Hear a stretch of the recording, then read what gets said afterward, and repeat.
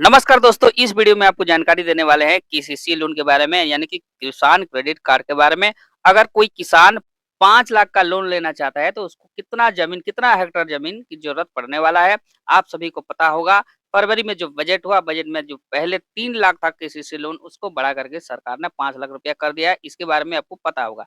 अब चलते हैं कि आपको कितना ज़मीन की ज़रूरत पड़ने वाला है अगर आप 5 लाख का लोन किसी से लोन लेना चाहते हैं तो इस वीडियो में बने रहिए। मैं ए टू जेड आपको जानकारी देने वाला हूँ।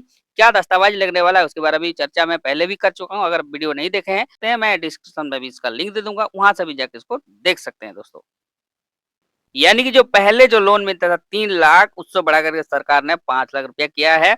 पहले जो 3 लाख मिलता था दोस्तों उसके ऊपर सब्सिडी आपको मिलता था, लेकिन अब 5 लाख के ऊपर आपको सब्सिडी देखने के लिए मिल जाएगा। 5 लाख से आप ज़्यादा लेते हैं तो कहीं जगह 8% 10% अलग-अलग राज्य में अलग-अलग इसका जो है इंटरेस्ट रेट है, इस बात को आपको ध्यान देना है। जो है अभी के टाइम में फसलों की लागत भी बढ़ चुका है, खाद के दाम भी बढ़ चुके हैं और जो आप कीटनाशक देते हैं उसका भी दाम बढ़ चुका है। सबको देखकर सरकार ने इसको 5 लाख रुपया करने का फैसला लिया है और किसानों को भी 5 लाख रुपया मिलना चाहिए। देखिए सबका लेबर का भी चार्ज बढ़ रहा है, हर चीज़ का चार्ज बढ़ रहा है।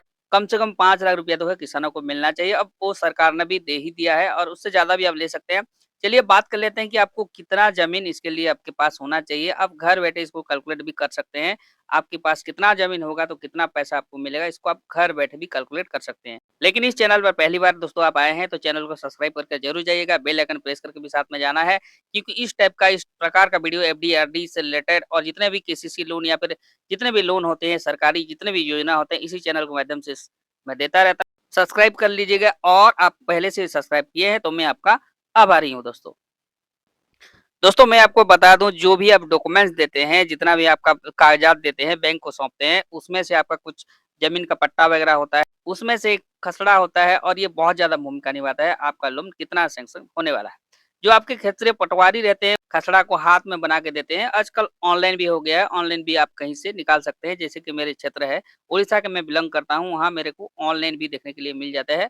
पटवारी के पास जाने की कोई जरूरत नहीं है, आपको ऑनलाइन देखने के लिए भी यह मिल जाता है दोस्तों।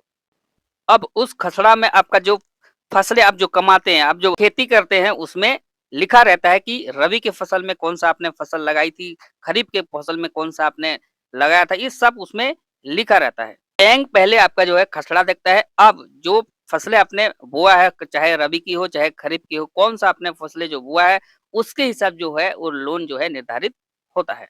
आपके खसड़े में अगर ज़्यादा लागत लगने वाली फसलें लिखी होगी तो आपको ज़्यादा लोन मिलेगा, कम अगर लिखी हुई है तो आपको कम लोन मिलेगा। हम आपको बताते हैं कि जो प्रति हेक्टेयर, प्रति बीघा जो केसीसी लोन मिलता है, किस हिसाब से तय किया जाता है। तो दोस्तों मैंने आपको बता दिया, जो आपका खसड़ा होता है वो सबसे ज़्यादा भूमिका निभाता है कि आपको जो केसीसी लिमिट है, केसीसी जो ल लोन आपको मिलने वाला है, वो कितना मिलने वाला है। यहाँ पर आपको एक बात ध्यान रखना होगा, जब भी आप लेखपाल महोदय के जाए, पटवारी के पास जाए, तो जो लिखवाते हैं दोस्तों फसल, आप चाहे रबी की कर रहे हो, खरीफ की कर रहे हो, तो जो आप जब फसल लिखवा रहे हैं तो आपको ज्यादा लागत वाली फसल को पहले से लिखाना है। जो भी फसलें होते हैं, बहुत सारे ऐसे फसलें होते हैं, किसी में जो लागत है कम लगता है, किसी में ज्यादा लगता है, तो जो ज्यादा लागत वाला फसलें हैं उसको पहले लिखवाना है। और उनको आप बोल भी सकते हैं कि मैं केसीसी लोन के लिए अप्लाई करने वाला हूँ। जो भी ज़्यादा लागत लगता है फसलें में उसको आप यहाँ पर मेंशन कर दीजिए, यहाँ पर लिख दीजिए, ऐसे भी आप बोल भी सकते हैं। अब आपको पता कैसे चलेगा कि जो लागत आप लगाने वाले हैं, सबसे ज़्यादा जो लागत लगने वाला फसल कौन-सा है? जैसे कि आपके जो एरिया में होता है, सब्जी हो गया, चाहे सब्जी में आप टमाटर ले लीजिए, भिंडी ले लीजिए, आलू ले लीजिए, गोभी ले लीजिए, जो भी सीज़न में जो भी आपका खेती-बाड़ी हो रहा है, उसी के हिसाब से इसको उनको बोलना है। जैसे कि मसाला हो गया, मसाले में क्या जीरा हो जाता है, धनिया हो जाता है, ये सब जो होता है ज़्यादा लागत वाली फसलें होता है। इसी के हिसाब से आपको पटवारी या फिर लेखपाल से जो है आपको लिखवा लेना है। ऐसा नहीं है कि जो फसलें आपके एरिया में होता ही ना हो और आप जाके वहाँ लिखवा दें, ऐसा बिल्कुल भी नहीं करना है। अगर आप ऐसा करते हैं तो बैंक को पता चल जाएगा कि आप फ्रॉड कर रहे हैं, आप ये धोखाधड़ी हो रहा है, उसको तुरंत पता चल जाएगा। तो आपको बिल्कुल ऐसा नहीं करना है। जो भी फसल आपके एरिया में हो रहा है, कहीं जहाँ से भी इसको आप वीडियो को देख रहे हैं, कहीं से भी आप बिलॉन्ग करते हैं, तो जो फसल आपके एरिया में हो रहा है, उसी को ही यहाँ आपको लिखना पड़ेगा। मैंने जो प्रक्रिया के बारे में बताया, अगर आप ऐसे करते हैं तो निश्चित रूप से जो आपका केसीसी का लिमिट है, वो बढ़ जाएगा। अब दोस्तों हम बात करते हैं लिमिट के बारे में कि जो कितना लिमिट आपको मिलने वाला है। जो 5 लाख के मैंने बारे में आपको बताया था, आपको कैसे 5 लाख मिलेगा उसके ऊपर भी थोड़ा चर्चा कर लेते हैं। लेकिन उससे पहले इस वीडियो को आप यहाँ तक देख लिए हैं, एक लाइक जरूर करके जाइएगा। आपका एक लाइक, एक सब्सक्राइब हमें ज़्यादा मोटिवेट करता है वीडियो बनाने में। उदाहरण के माध्यम से हम इसको समझते हैं कि 1 बीघा ज़मीन, 1 हेक्टेयर ज़मीन में आपको कितना जो है केसीसी लोन मिलने वाला है। इसको आप घर बैठे अपने मोबाइल स्क्रीन पर, मोबाइल के लैपटॉप पर भी इसको कैलकुलेट कर सकते हैं। अब मान के चलिए कि ओडिशा से आप बिलॉन्ग कर रहे हैं और ओडिशा का झारसुगुड़ा जिला से किसी भी क्षेत्र से आप बिलॉन्ग कर रहे हैं और आपको 5 लाख का केसीसी लोन चाहिए, तो आपको कितने ज़मीन की ज़रूरत पड़ने वाला है। अब जो है बीघा जो है अलग-अलग क्षेत्र में अलग-अलग जो है इकाई होती है। ये हमारे यहाँ जो है 1 बीघा यानी कि 1/4 यानी कि 0.25% होता है। अलग-अलग जगह में इसका अलग-अलग बीघा रहता है। कहीं जगह थोड़ा और भी बढ़ जाता है और जगह और भी थोड़ा कम हो जाता है। तो सबसे पहले ये आप समझ लीजिए कि सरकार कैसे ये डिसाइड करती है, कैसे तय करती है कि धान का कितना लागत कितना है, गेहूँ का कितना है, टमाटर का कितना है, अदरक का कितना है, ये सबका जो अलग-अलग एक तो सरकार की तरफ से एक फसल वृत्तिमान जारी किया जाता है हर साल। अप्रैल में ये जारी किया जाता है और उसको हर एक बैंक के बारे में, चाहे प्राइवेट बैंक हो, सरकारी बैंक हो, कोऑपरेटिव सोसाइटी हो, सभी के पास जो है इसको भेजती है और उसी के आधार पर जो है आपका केसीसी लोन, केसीसी का जो लिमिट है, उसी के आधार पर ये तय होती है। में होता क्या है, जितने भी फसल उस एरिया में बोए जाते हैं, सबका जो लिमिट रहता है, उसमें सब लिखा होता है पहले से ही, उसका रेट है, सब पहले से लिखा रहता है और उसी के आधार पर ये तय होता है और जो आप किसी से लोन लेते हैं, उसी के आधार पर, उसी का लिमिट के हिसाब से ये तय होता है। और उसी को ही देख के आपका जो केसीसी का लिमिट है, जो आपका लोन लेने वाला है, वो तय होता है। मान लीजिए, मैं जो आपको एग्ज़ाम्पल देके बताया था, झारसुगुड़ा जिले का एक किसान है और एक 5 लाख रुपए का जो है लोन लेना चाहता है।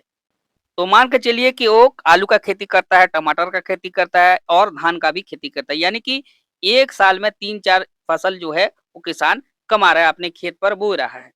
लेकिन मैं 3 फसलों के बारे में आपको यहाँ बता रहा हूँ। जायद में मैं टमाटर ले रहा हूँ, रबी में मैं आलू ले रहा हूँ और खरीफ में मैं धान ले रहा हूँ।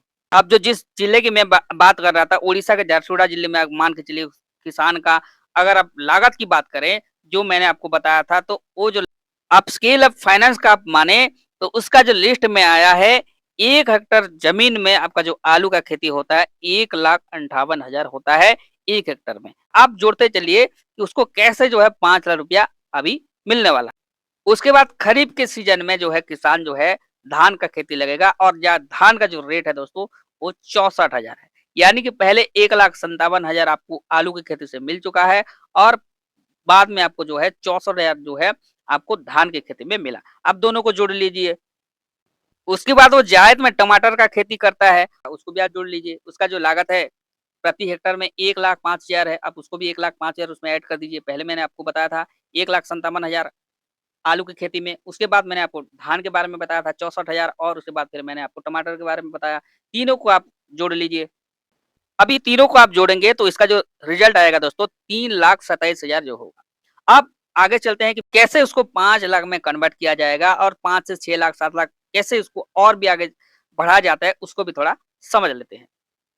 ये तो हो गया कि 3,27,000 जो है आपको, जो किसान है उसको लागत के लिए मिल गया। अब जो किसान जो है अपने घर का जो घरेलू उपकरण के लिए, घरेलू खर्चे के लिए जो है बैंक कुछ ना कुछ पैसा देती है, कम से कम 10% पैसा देती है। अगर हम 10% मान के चलिए, तो ये कम से कम आपका हो जाएगा 30 से 32,000 रुपया। तो उसको भी आप जोड़ लीजिए, 30-32,000 रुपया अगर आप जोड़ते हैं, लगभग ये 3,60,000 पर चला जाता है। देखिए, बैंक ने जो पैसा है तो फसलों की लागत के लिए दे दिया, लेकिन उसका घर का खर्चा कैसे चलेगा? जब तक फसल कटेंगे नहीं, किसान के पास पैसा ही नहीं आएगा और अगर पैसा नहीं आता है, तो पैसा कैसे बैंक का भरेगा? तो ये सरकार की तरफ से भी नियम बनाया गया है, एक तो रूल बनाया गया है कि 10% कम से कम उसका जो घर के खर्चे के लिए उनको दिया जाए। उसके बाद 10% तो आप मैंने पहले से ही बता दिया था, आप जोड़ लिए 3,60,000 हो गया। बैंक जो है 20% और देता है भंडारण के लिए, यानी कि आप फसल तो काट के ला रहे हैं लेकिन रखेंगे कहाँ? जैसे कि मान के चलिए आपने आलू का फसल उगाया है और आलू को रखेंगे कहाँ? कहीं ऐसी जगह रखेंगे, रखने के लिए भी वो पैसा मिलता है, कहीं कोल्ड स्टोर पे भी रखेंगे तब भी आपको पैसा लगेगा। तो 20% जो है बैंक जो है आपको एक्स्ट्रा देगी और इस 20% को हम जोड़ते हैं तो ये करीब-करीब 60,000 होता है। तो पहले मैंने आपको बताया था 3,60,000 और ये 60,000 फिर से जोड़ लीजिए, तो ये टोटल जो मिला के होता है 4,20,000 20-25,000 के आस-पास ये हो जा रहा है। और आगे चलते हैं कि इतना और करेंगे तो हमको 5 लाख रुपया मिलेगा। इसके बाद आपको 3% जो है इंश्योरेंस का भी पैसा मिलता है। इसको आप जोड़ लेते हैं तो ये भी आपका 15 से 17,000 18,000 ये हो जाता है। अब ये सबको अगर आप जोड़ते हैं तो करीब-करीब ये होता है 4,35,000 से 40,000 के आस-पास ये पहुँच जाएगा दोस्तों। क्या होना चाहिए, जो केसीसी का लिमिट रहता है 10% प्रति वर्ष ये इंक्रीमेंट होता है, यानी कि बढ़ जाता है। तो जैसे ही ये बढ़ेगा तो ये लगभग जो है आपका 5 लाख क्रॉस कर जाएगा। इस बात का आपको ध्यान रखिए। पहले साल के बारे में मैंने आपको बताया था, ये करीब-करीब 4,35,000-40,000 के आस-पास ये पहुँच रहा है। दूसरे साल जैसे ही ये क्रॉस करेगा तो ये ज आपका जो लिमिट है दोस्तों, ये 5 लाख से ऊपर भी जा सकता है और तीसरे साल, चौथे साल ऐसे करके जो इसका लिमिट है दोस्तों, करीब-करीब 7 से साढ़े 7 लाख, यहाँ तक कि 8 लाख भी जा सकता है। वो आपके डिपेंड करता है कि कितने हेक्टेयर का ज़मीन आप देखते हैं। मैंने आपको 1 हेक्टेयर की ज़मीन के बारे में बताया। 1 हेक्टेयर का भी ज़मीन आपके पास है दोस्तों, तो आप 5 लाख रुपया केसीसी लोन ले सकते हैं। लेकिन कुछ पॉइंट के मैंने बारे में बताया, जिन्होंने वीडियो को अंत तक देखा, लास्ट तक देखा, उनको पूरी तरीके से समझ में आएगा और जिन्होंने आधा-अधूरा करके छोड़ दिया है, जानकारी से वो वंचित होंगे। तो इसीलिए बोलता हूँ दोस्तों, वीडियो को पूरा फुल वॉच कीजिए, पूरा देखिए, तब आपको समझ में आएगा। तो उम्मीद करता हूँ दोस्तों, जो जानकारी मैंने आपको बताया है, आपको अच्छी तरीके से समझ में आया होगा और इसको अप्लाई करेंगे तो आपको ईज़िली लोन मिल जाएगा। अगर आप किसी भी स्टेट से बिलॉन्ग करते हैं, आपको कुछ समझ में नहीं आ रहा है, तो नीचे कमेंट के माध्यम से आप हमें पूछ सकते हैं। आपका जो रिप्लाई है दोस्तों, 100% हम करेंगे। मिलते हैं एक इंटरेस्टिंग टॉपिक के ऊपर नेक्स्ट वीडियो में। तब तक के लिए जय हिंद दोस्तों।